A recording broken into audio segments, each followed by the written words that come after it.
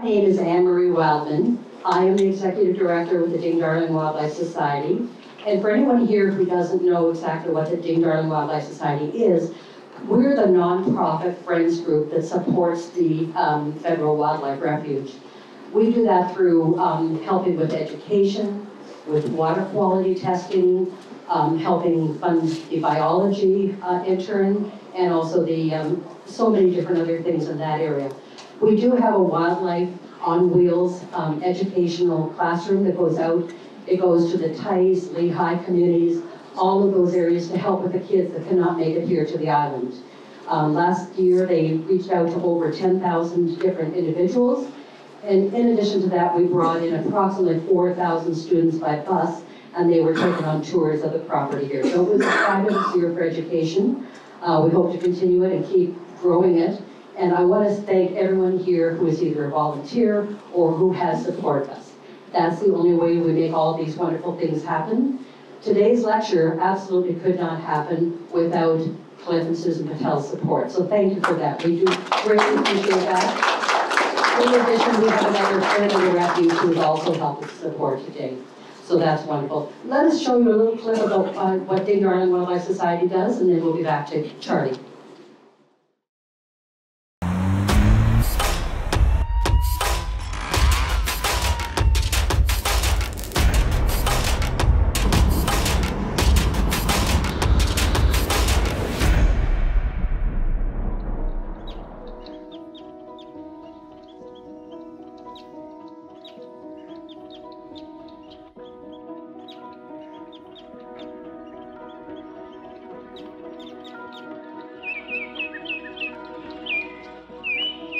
The J.N. Ding-Darling National Wildlife Refuge of today isn't here by chance. In the early 1940s, J. Norwood Darling, for whom the refuge is now named, was instrumental in the effort to block the sale of environmentally valuable land to developers. Ultimately, at his urging, President Harry S. Truman signed an executive order creating this refuge in 1945. In 1982, the Ding-Darling Wildlife Society Friends of the Refuge began. Its purpose was to educate visitors about the importance of protecting lands, waters, and wildlife. In 1999, this group of volunteers stepped up to lead the building of the refuge's Visitor and Education Center. This was the first partnership of its kind, where a friends group raised money to construct a federal building. And it is still the hub of the refuge today. Why was this necessary?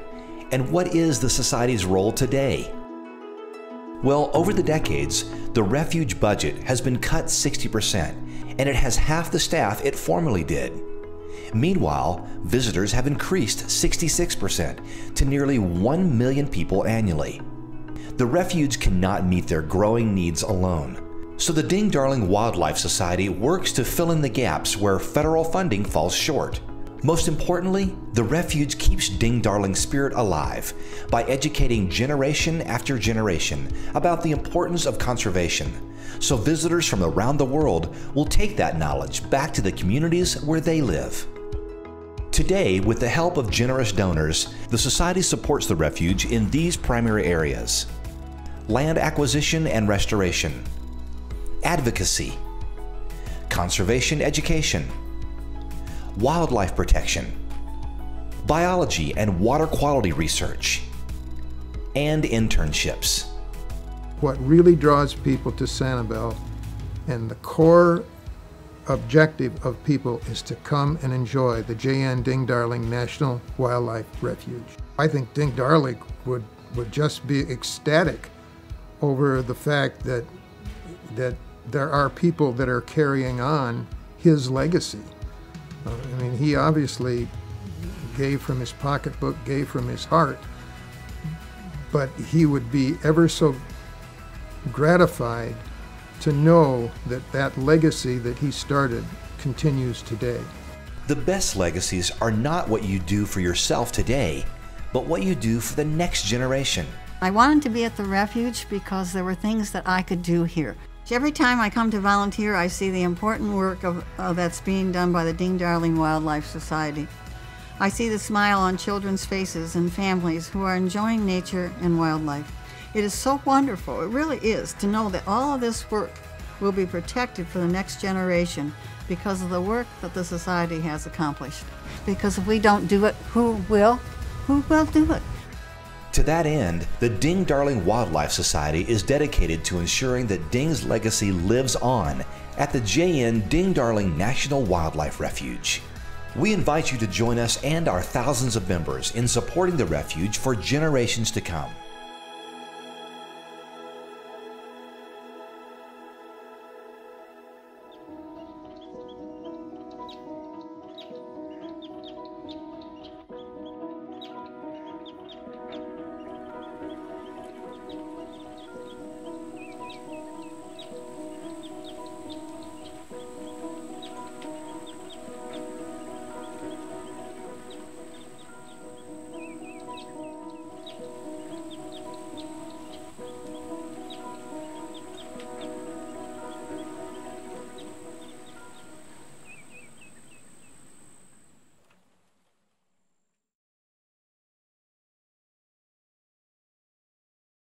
So I'll pass the microphone over to Charlie and he can tell you what happened to the wildlife during the storm.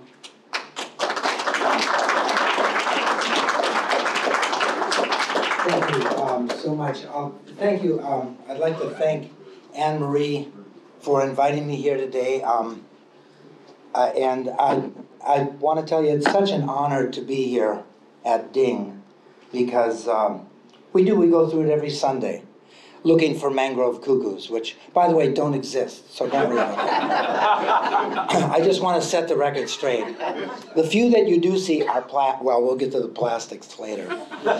So when Ian hit, my wife Molly and I were conveniently in Turku, Finland, which is a little over 5,000 miles away, 7 time zones to the east. And it is a classic case of over-evacuation. There was no storm surge at all in Turku. It was calm as could be. But anyway, we watched on TV, and this was a snap we took. We watched on Wink TV, Facebook Live, and my house is literally like right where that, it's like, well, we all know, it actually did hit Sanibel, didn't it? So this lecture is basically started with one thought, and that thought for me was, how do gopher tortoises survive? And we're going to get to that because it's quite fascinating. But let's start with the machine that doesn't work. Hang on a minute. Let me see something here. That works. Oh, I'll just press this. Oh, well, that's great. My computer is apparently completely frozen up, which is not good. Hang on a minute. One sec. What are you doing here? Of course, it always does this when it wouldn't do it. Oh, there we go. Good. All right. So this is the perfect storm. It really is the perfect storm. It is the #1 most devastating storm in the history of hurricanes. That's Katrina a few years back. I love it because it's just sitting in the middle of the Gulf. It's got beautiful symmetry, and it's about to hit New Orleans. I'm going to start with hurricanes, but we're going to go from hurricanes, humans, and wildlife. We're going to go hurricanes, wildlife, and humans, because we've got some responsibility here with these new hurricanes. So hurricane frequency, based on 100 years of data, the day you don't want to be in Turku, Finland, is September 10th. Because you're unable to do anything. You couldn't get the cars out. We had generators. They were all downstairs. Geez, I wonder how that worked out. Not so good. We got 5 feet. I'm sure many of you out there can beat that record. The Saffir-Simpson scale explained, and the reason I'm putting this up there is for several reasons. This is not really the greatest scale, and they're working on that. They're working on the cone of uncertainty, etc. But given the record warm ocean temperatures of today's superheated world, there is some discussion about creating a new higher storm category, category 6. This would be for hurricanes with sustained winds in excess of 185. They've pushed that. to winds in excess of 192. And there have been already, I think it's 5 storms that would have qualified. Superstorm Sandy is an excellent example of the failings of the Saffir-Simpson scale. Although Superstorm Sandy was only a Cat 1 storm, its storm surge made it the 4th most expensive storm in U.S. history. You will note here, see, Katrina is just crazy expensive. Ian is 2nd, Ida is 3rd, and Sandy is 4th, followed by the rest. But Sandy was a small storm with a huge surge, and the trouble is surge. While wind is a legitimate measure of a storm's intensity, the Saffir-Simpson scale fails to take several other key factors into account, including storm surge, which is the most deadly impact of any hurricane. Any of you familiar with the Galveston storm? What they call Isaac's storm? It hit in 1900. Everyone went down to the beach like they did with the tsunami to see these really cool waves, and then one of the waves didn't stop. And about, I think, 8,000 people died. It's the largest single natural disaster in the history of the United States. Rain and flooding are the 2nd largest killers when it comes to canes. Hurricane Harvey is a great example. Tornadoes. These are often spawned far from the eye and can occur without warning. Andrew was a very big tornadic storm. Size. Hurricanes vary tremendously in size. Hurricane Wilma's eye, 2005, was 2.3 miles, while Typhoon Carmen in the South Pacific had an eye that was 230 miles across. And we had a recently big eye one. It's coming up in the lecture. A cubic foot of air weighs a tiny fraction of a pound, while a cubic foot of salt water weighs 64 pounds. This is why storm surges kill, and this is why this guy should probably speed up a little. Really, what are you thinking, buddy? Yeah, this is not good. You're better off in Turku. The name hurricane comes from the Mayan. This is one of the rare words we get. Mayan god of wind, storm, and fire, huracan. Another definition is, translation is evil wind, but that's not to be confused with the other, far less dangerous but equally deadly, evil wind. See, that's a hurricane, that's not. That's good. Just checking to see if this crowd is still awake, that's all. Okay, now this is a large garbage truck. And it has got a broken transmission, and it's just leaving Atlanta down I-75 at about 15 miles an hour. We'll get to why later. A brief history of Southwest Florida hurricanes. This is quite fascinating because this next, for those of you who have not seen it, we could all walk out and do a show and tell. This is right outside the balcony here. This is a sign on the balcony of J.N. Ding Darling. On October 15th, 1873, which is as far back as I went with this history, there was a huge storm surge on Sanibel, even bigger, a foot higher. And there was an even bigger one in 1840 that somebody told me about, but I didn't go that far back. But there was absolutely no one living on Sanibel on October 15th, 1873. No, just some Cuban fishermen staying here on occasion. There was no homesteaders, nothing. 40%, this is a great stat, 40% of all hurricanes that make landfall in the United States hit Florida. Congratulations. This chart shows the approximate track of all recorded pre-1900 hurricanes. And doesn't that look like fun? So here's the first one. On October 15th, 1873, an unnamed, they didn't name them back then, Cat 3 storm hit Punta Rasa with a 14-foot storm surge. No one was living on the barrier islands, and the population of Lee County was less than 1,000 people, or about the exact same amount that are in Walmart right now. For those of you counting. And Costco, make that 2,000. 37 years later, so big space here.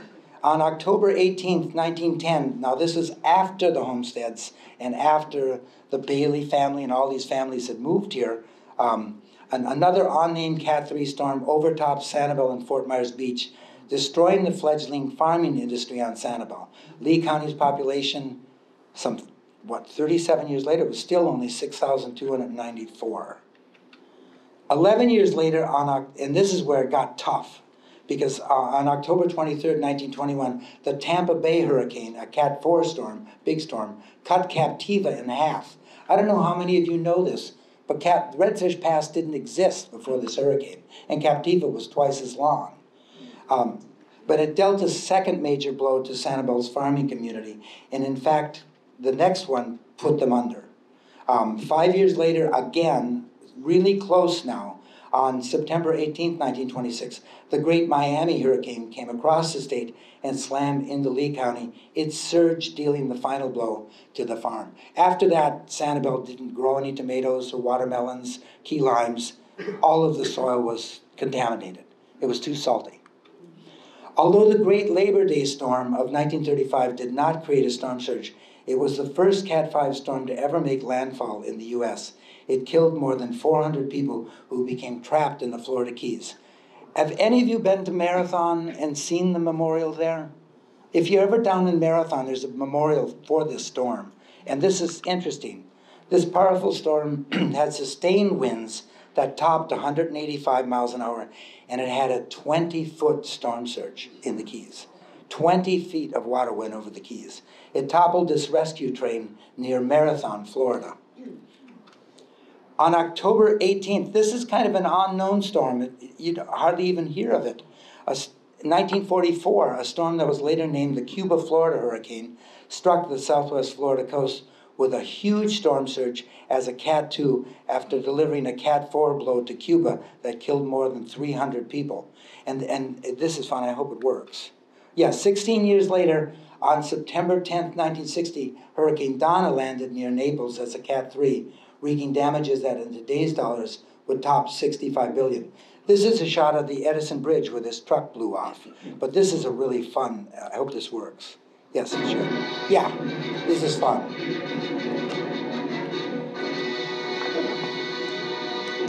This is Movie Time. Jeffrey Shelley reporting. It swept over Florida with terrifying force. Rain fell in torrents, and the wind reached a velocity of more than 120 miles an hour.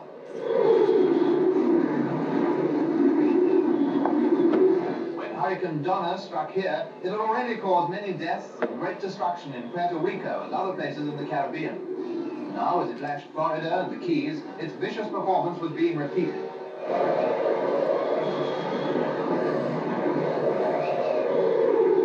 The damage done is bound to run into millions of dollars.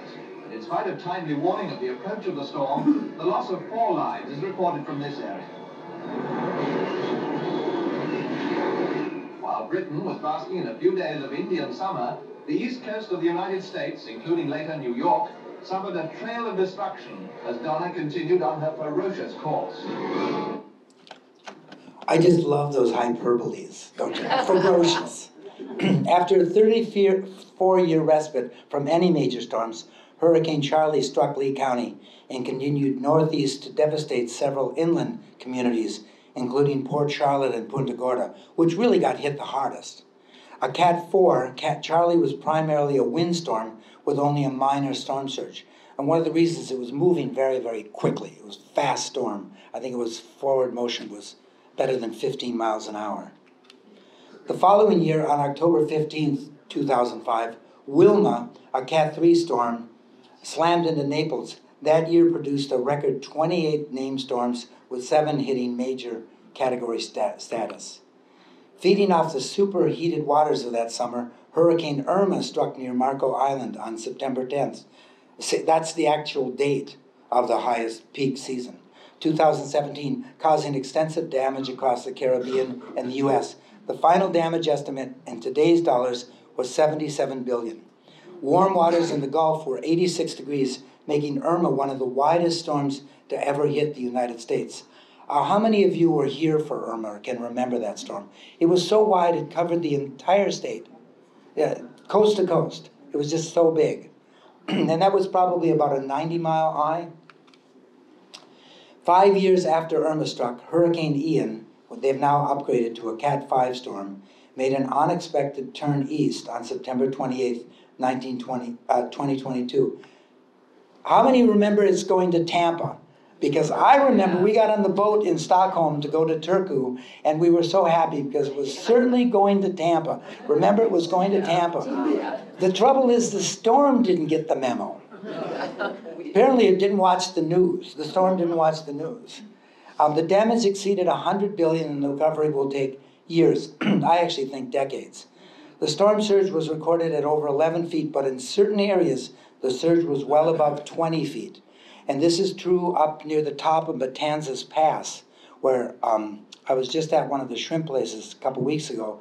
They had recorded it actually was 27 feet high there. Because what happens is the water gets pushed up, and it got dammed by those flats behind it, so it just stayed right there. And that's what floated those shrimp boats like blocks in, and it took months to get them out. Oh, this is, oh, let me see, 1 second. Uh-oh, I messed up here. Uh-oh, excuse me. I'm having a tough time here.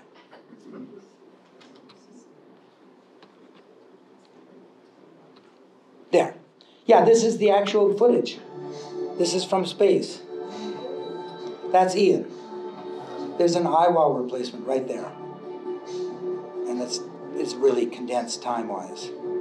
And there it is, the day it hits. You can't even see Florida.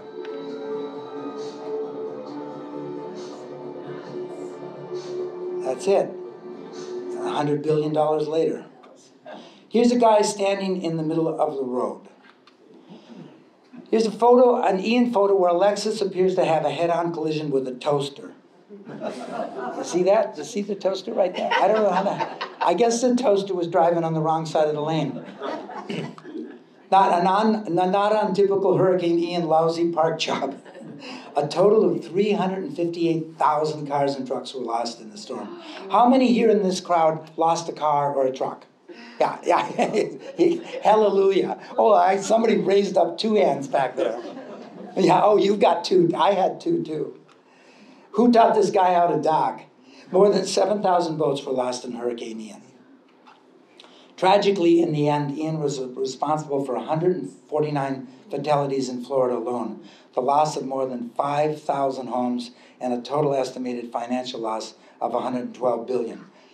The third, now they've actually upped it to the second most expensive storm on record, and the costliest storm to ever hit Florida. And this is the condo right down the street. This is by the sea, which I have renamed In the Sea. It's called In the Sea, because most of it is now in the sea. Hurricane stats, Southwest Florida. The ratio to hurricanes and tropical storms is 50-50. We're brushed or hit by a storm every 2.48 years. Average years between direct hits, 8.39.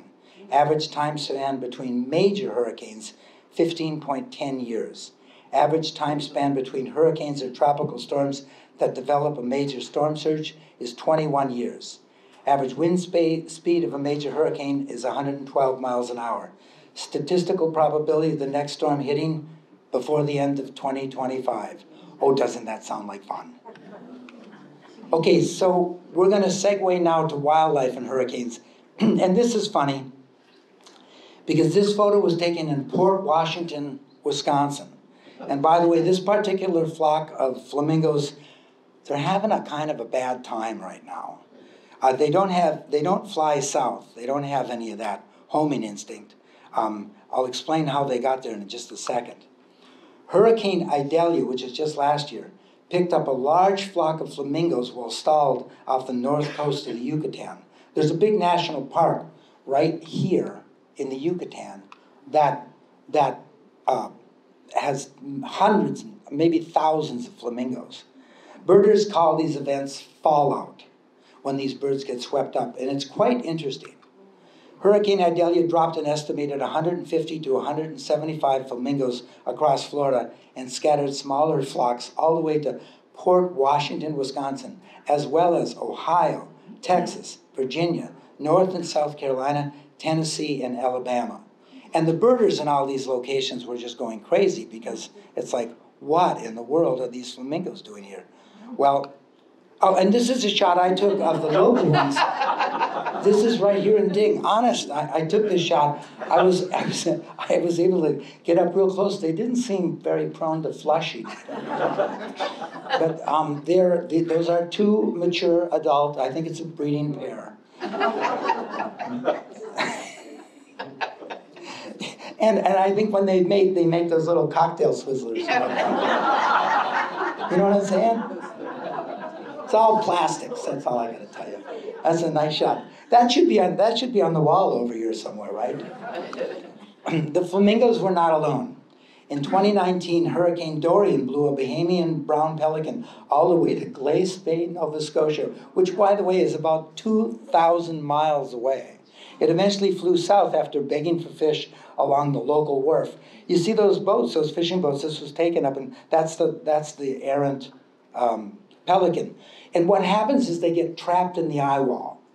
They get stuck in that eye wall, and what happens is they can't get out because the eye wall is circulating at 115, 120 miles an hour. Dorian was even bigger than that. And they just keep soaring and keep moving north with it, wherever it's going. And eventually they break free. A lot of them die. I suspect half the flamingos that got swept up died before they ever made land. But I think, knock on wood, I think the flamingos that are here now are here to stay. And I'm going to tell you why, because of this next slide, which is very interesting. Far and away the most compelling tale of a wild bird being transported across vast distances is the story of the cattle egret, which arrived in Suriname and Guyana in 1877 in the eye wall of an unnamed hurricane. I was lucky enough to find the actual track of this hurricane. That's the track.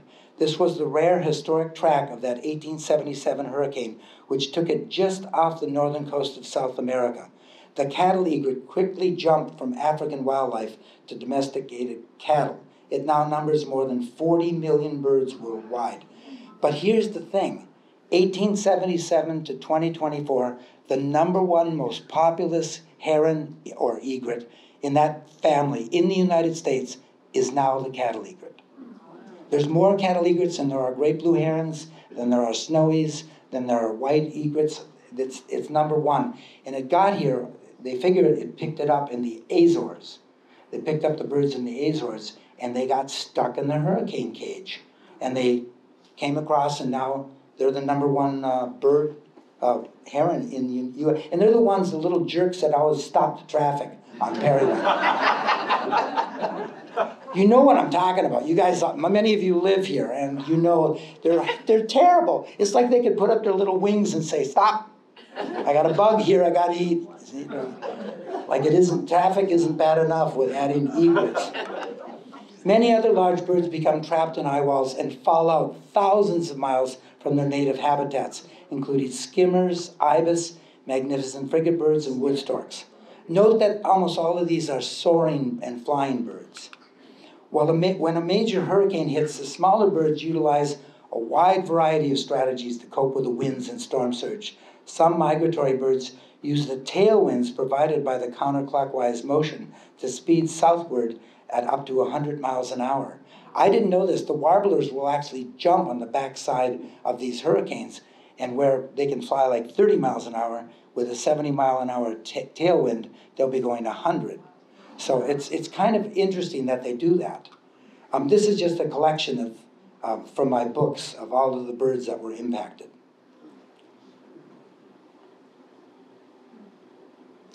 I stopped at this particular one. This is a chimney swift, because there was a documented case of a flock of about 6,000 that got caught in the eye wall, but they're not soarers, so they wear out.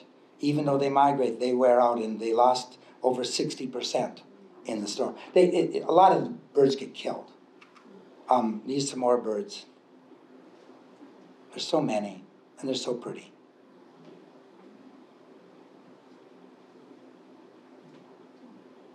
There's that fake mangrove cuckoo. Actually, that is a real one. The cavity nesters do quite well, because you might note that even if the cabbage palms die, which a lot of them did in the storm, they almost always remain standing. So if you build a cavity nest in a cabbage palm, unless the storm surge gets up to it, you're probably going to do okay. So all of these birds, they all did well in the storm. And they did, because burrowing owls got out of their burrows, I'll guarantee you. And of course, there were a lot of areas in the Cape that got flooded.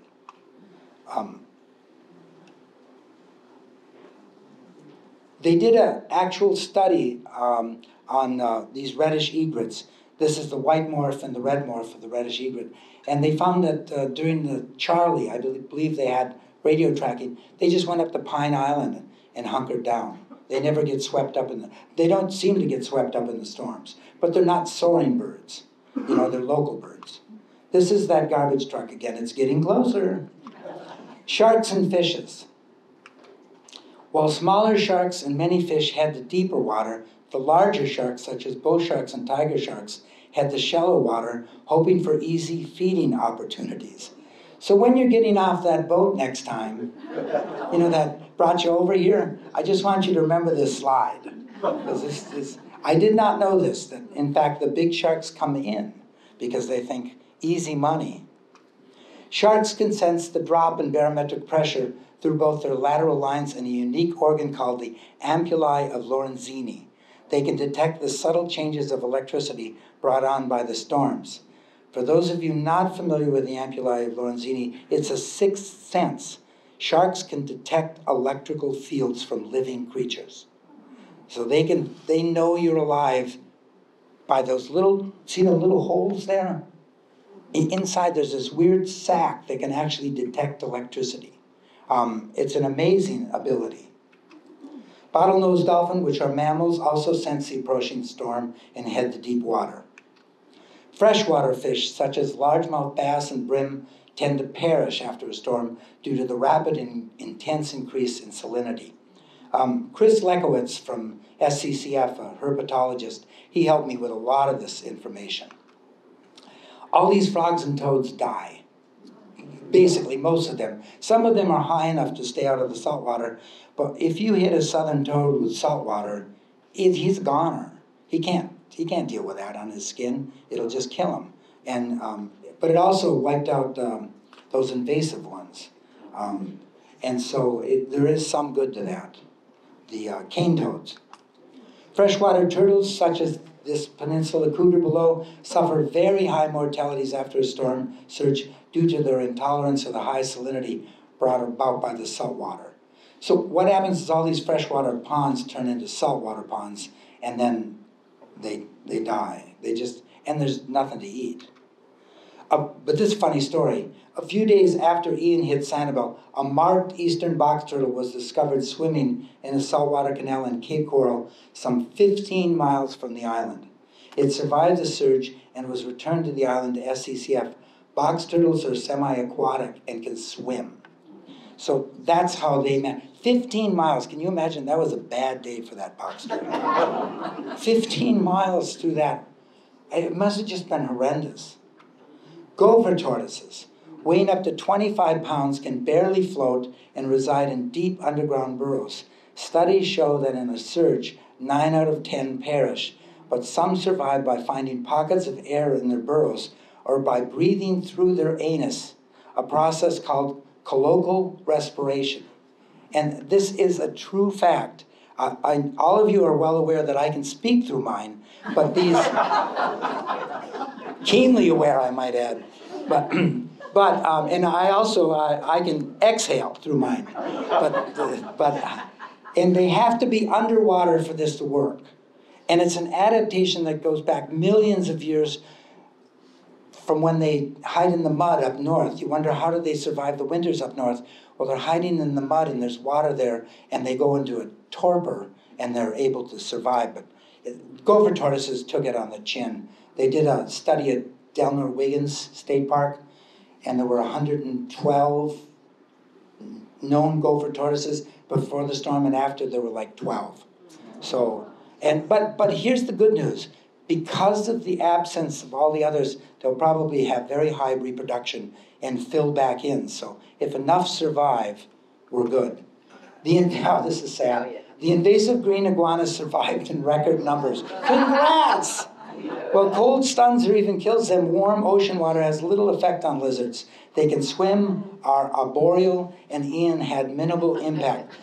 Chris from SCCF told me when he came back on the island the next day, all he saw were iguanas. Because there were no leaves. And you could see the iguanas everywhere. And he said, but you know, think about the iguanas of the Galapagos. Where do they live? They live and feed in the ocean. So they weren't impacted at all.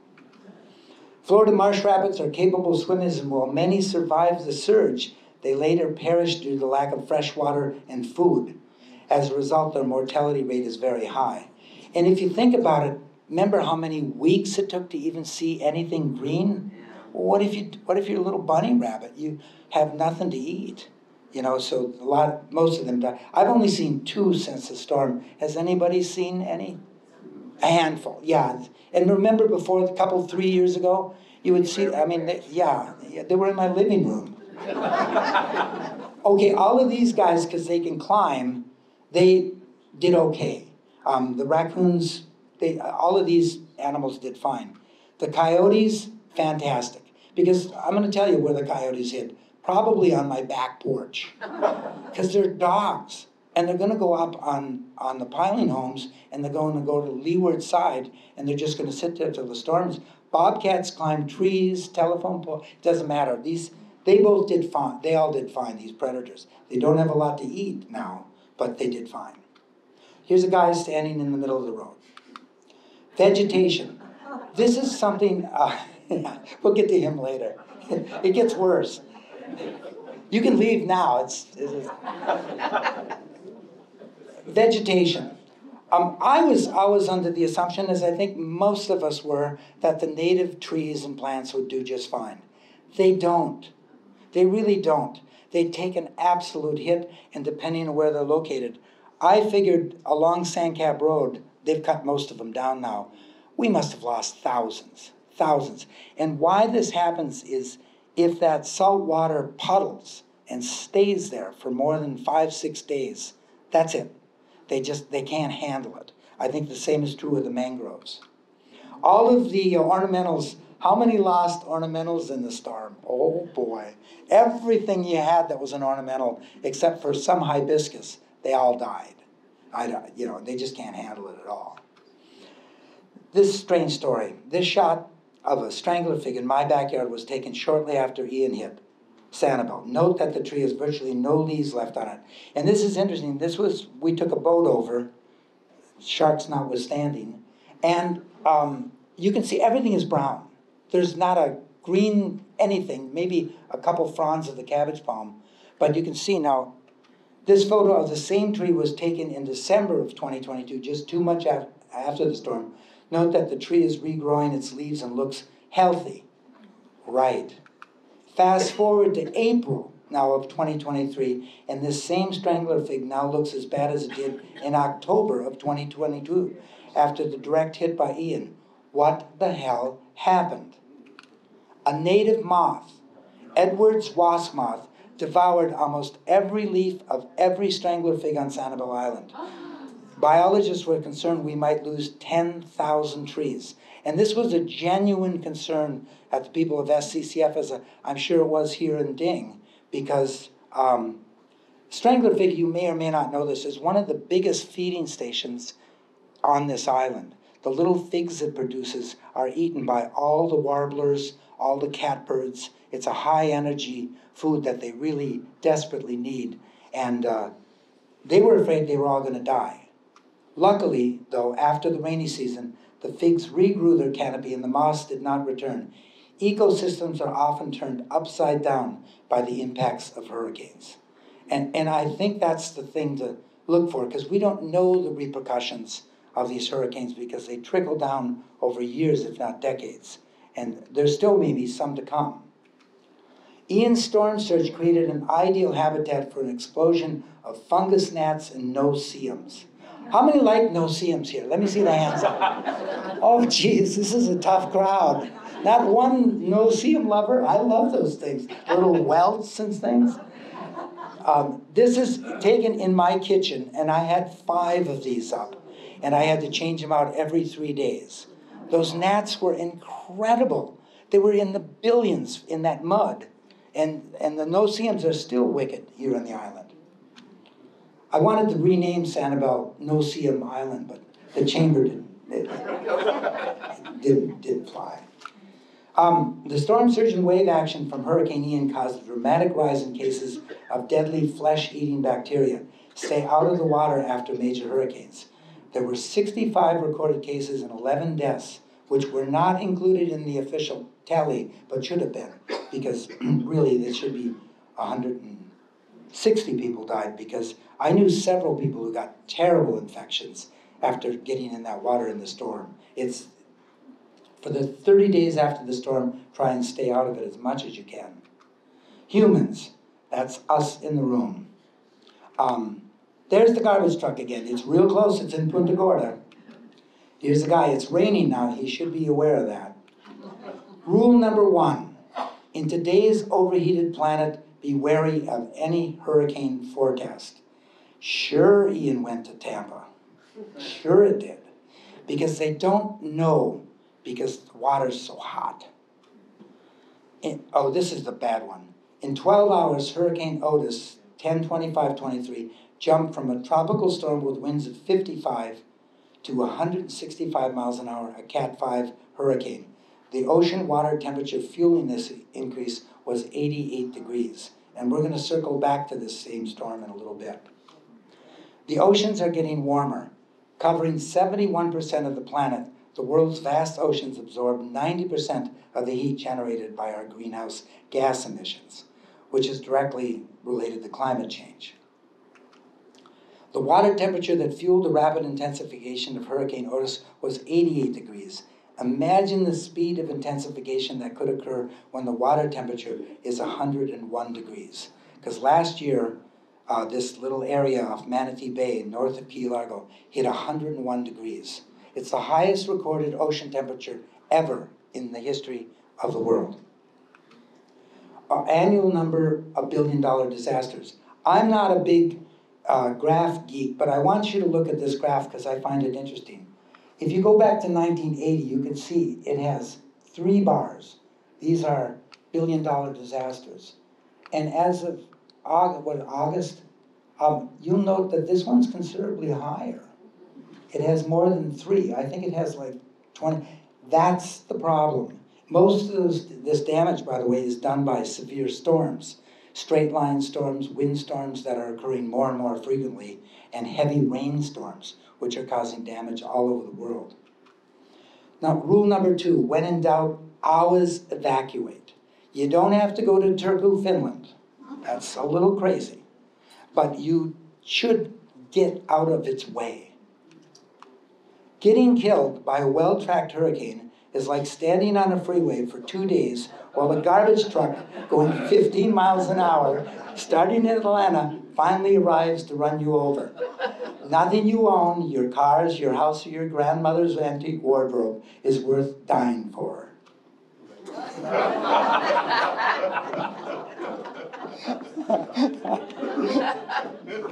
So, here's a question, probably a tough one. How many of you, did any of you stay? Did anybody? Good, because it's just dumb to stay. And what do you do afterward anyway? There's no water, there's no sewer, there's no electricity, there's no cell phones, you know, and it's just dumb to stay. Get out of the way. Oh, that's good scotch.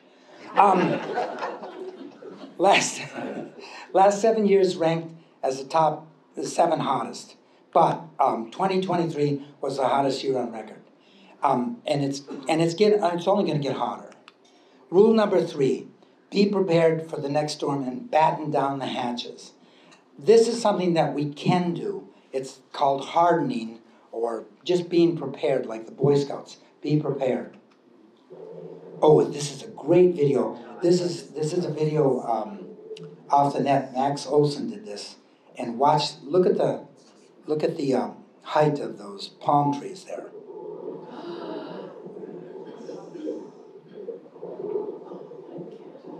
Oh, it gets worse.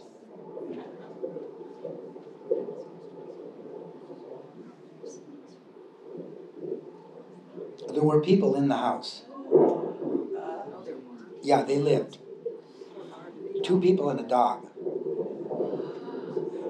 It got loose.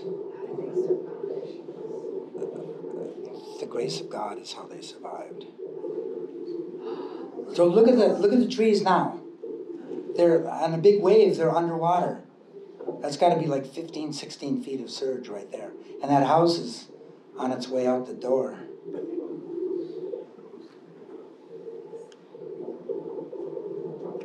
So that's what it looks like afterward.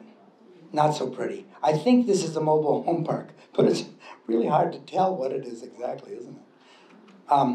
Thousands of homes, small motels and cottages were lost when they floated off their cinder block foundations, including my office on Periwinkle, which is now an empty lot. Every structure must be securely anchored to the ground during a storm surge, like the one produced by Hurricane Ian. What can we do to harden our homes in anticipation of the next storm? Well, one is raising them. This one here I would recommend maybe something a little sturdier in the end, but at least for the moment it looks good. And we're seeing this a lot on Sanibel. A lot of homes are being raised, and a lot of homes are being raised the other way. Consider installing hydrostatic vents in all enclosed lower level piling homes or even existing ground level homes. They really help save our downstairs because we had them and they let the water in and let it out without blowing out all the walls. Breakaway walls are another viable option, but they can be quite a mess after a storm. This is an example of how much water. And imagine it just moments later that probably blew out, but look at that, there's a great white shark. In there probably looking at the occupants thinking, oh, I hope this breaks. Now this was taken off the net, so I'm pretty sure this is accurate. And I've got a real nice deed for the causeway if you want to come and see me. Installing impact glass protects against debris and wind-driven objects from breaking through your windows and destroying your interior. And understand it's not just the rain that gets in. If too much wind gets in, it pushes the roof up. It gives it this upward pressure. It says, get out of here, and then your roof is gone. You don't have to use impact glass. We have, over the years at our house, we've used every one of these, including plywood. But anything to keep your windows from breaking and wind and rain from getting inside. It's a big advantage. But even with shutters, look at this Fort Myers Beach condo. It took a beating with a hurricane. Fort Myers Beach, I think it got it worse than we did. I mean, I don't think anybody who's driven through Fort Myers Beach can think that they didn't have a tougher time of it than we did, because they got slammed. Overall, screwed down metal roofs appear to hold up better than shingles or barrel tile roofs. This is true, that you can go on the net and do the research. If you screw down the metal roof, either standing seam or seamless, they held up the best. Barrel tiles blow apart once they start, and then they become really dangerous projectiles, the pieces themselves. Shingles, of course, are tough, and this is the old style. This is with tar paper. Whatever roofing you decide to install, be sure to use adhesive tar paper underlayment. I think it's now code on Sanibel. You have to use it, but it really saves, because if you lose your shingles, then you've got a secondary layer that won't blow up because it's stuck to the roof. You want this to be your home after the storm. Metal roof, impact glass, elevated with breakaway walls, and basically undamaged. And look at, I think this is Fort Myers Beach, but look at it's just completely, everything around it is gone. I mean, just amazing that it survived. Oh, and then once you get through, once you get through the hurricane, is anyone here still waiting on an insurance settlement? Oh, there's a couple hands going up. Most of us have now settled or given up. But after you get your insurance check, here's the good news.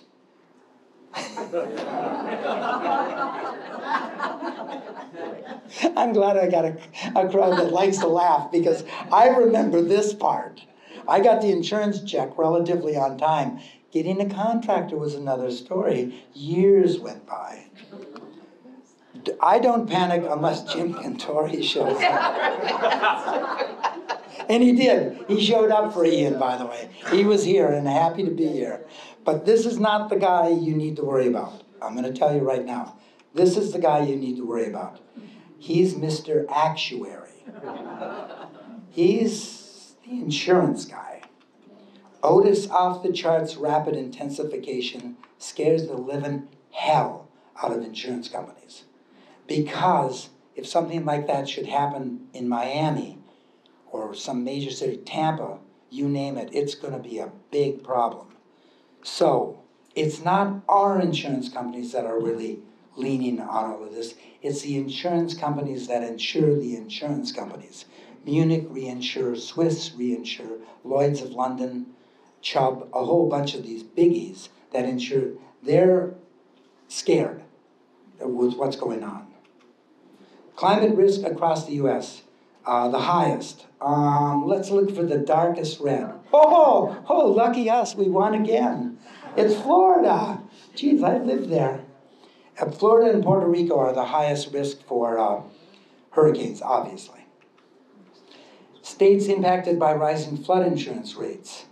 Florida is 5th there, but you can see we got that dark red color again, so we're doing great. I just saw posted on Facebook just a couple days ago, Sharon Mitchie, who runs Cottages to Castles. She did not have a claim. Her insurance windstorm for her little office on Periwinkle jumped from $5,800 to $11,000, and her flood now is $12,000. So her insurance is $24,000 a year for her little office, and that eventually becomes untenable. Home insurance costs in every state. This is interesting. So if you live in Idaho, you can insure your home against all peril for $1,106. If you live in Florida, we're now at $6,892 and climbing. Insurance is the end result of climate change. If you don't believe in climate change, it doesn't matter because the guys at Munich Reinsure do. And they're the ones who are setting these rates and policy hikes. And it's a big, big problem, and it's only going to become worse. I've been told that we're one storm away from bankrupting citizens. Why are these costs increasing? Climate change impacts hurricanes in a number of very important ways. Storms move 10% slower than they did prior to 1950, meaning more storm surge. Rapid intensification due to rising water temperature means stronger storms. Rainfall increases 7% with every degree of ocean warming. Global warming is resulting in sea level rise, which produces higher storm surges. Hurricanes impact insurance rates, period. As a species, Homo sapiens are now playing a game of Russian roulette with our atmosphere.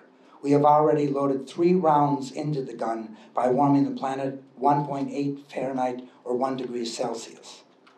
On Earth Day, April 22nd, 2016, the Paris Agreement sought to limit global temperature rise to 1.5 degrees Celsius before 2050. Good luck with that. Every half degree is another bullet in the chamber. Once all 6 chambers are full, it is not roulette any longer. It's collective suicide. And it really, in some ways, it is. Rule number 3, vote climate.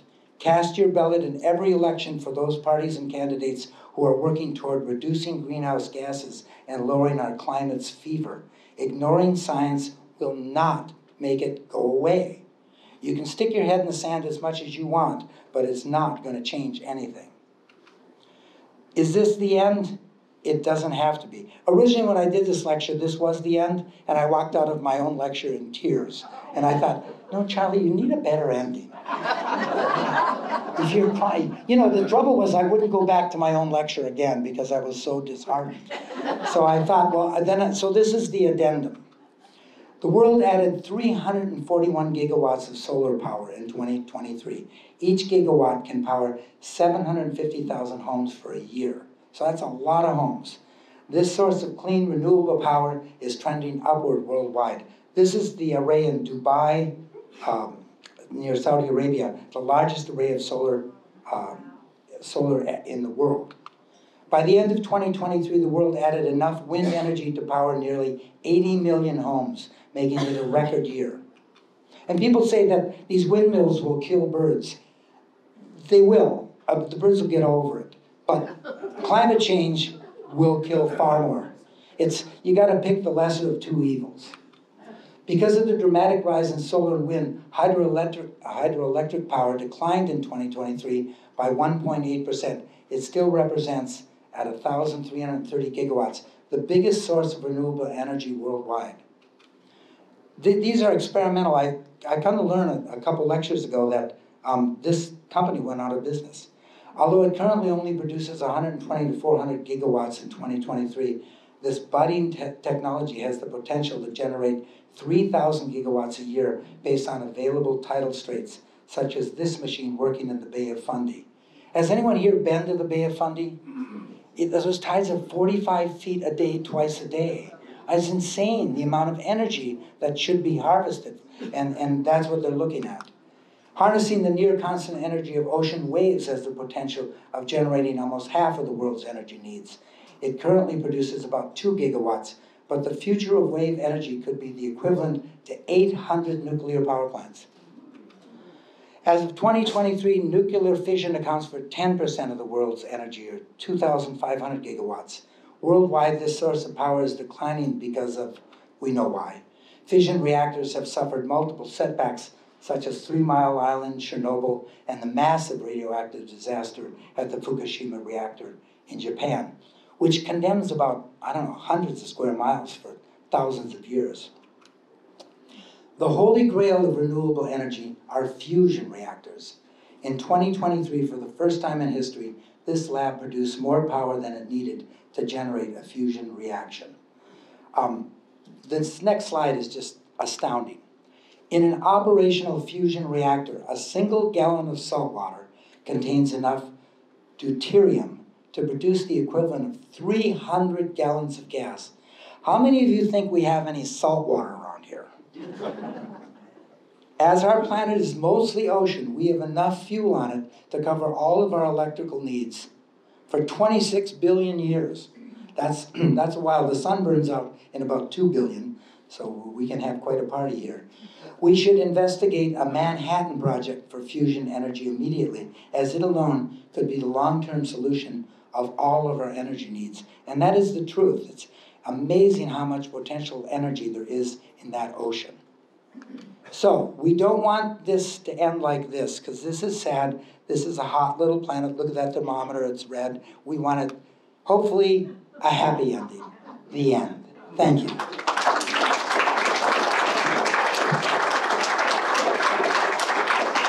We have a few minutes here for some questions or comments. Does anyone have any comments or questions or things that I can add to this? Yes?